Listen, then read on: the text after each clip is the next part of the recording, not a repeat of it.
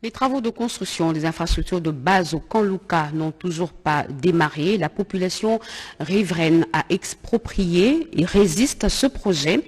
Le bourgmestre de la commune de Ngaliema est descendu sur place pour sensibiliser ses administrés. Rodi Panda. L'enclavement et le développement du quartier Kanluka dans la commune de Ngaliema doit impérativement passer par la réhabilitation de l'avenue Maengue, la seule voie principale qui débouche dans la commune de Selembao. Après le passage du chef de l'État, les travaux doivent démarrer à partir du pont jeté sur la rivière Maluku qui doit être agrandi.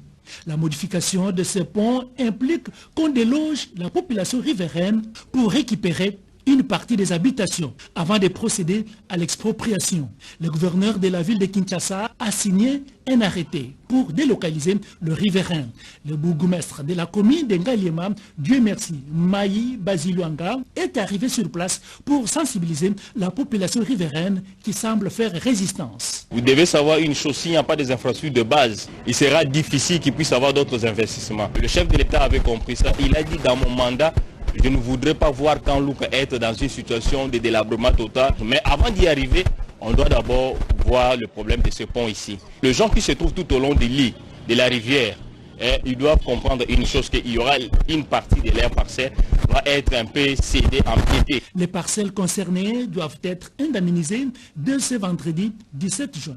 Ce projet est soutenu par la notabilité de Kanluka. Sarantila, une des notables du quartier, invite la population à accompagner cette faveur du chef de l'État. Nous sommes sous la tutelle du chef de l'État, Félix Tshisekedi, et que sa vision des choses n'est pas la même vision que d'autres chefs d'État. Toutes les personnes qui sont touchées, toutes les personnes où on va prendre des maîtres dans leur maison seront récompensées. Le chef de l'État n'est pas venu mettre la population dans une situation inconfortable. Il est plutôt venu pour accompagner la population. L'entreprise qui exécute les travaux ASC, entreprise à Roncefou, évite tout retard pour intervenir. Déjà, le compte à rebours a commencé et les riverains n'ont que 8 jours pour se préparer à la démolition afin de réfectionner cette infrastructure de base.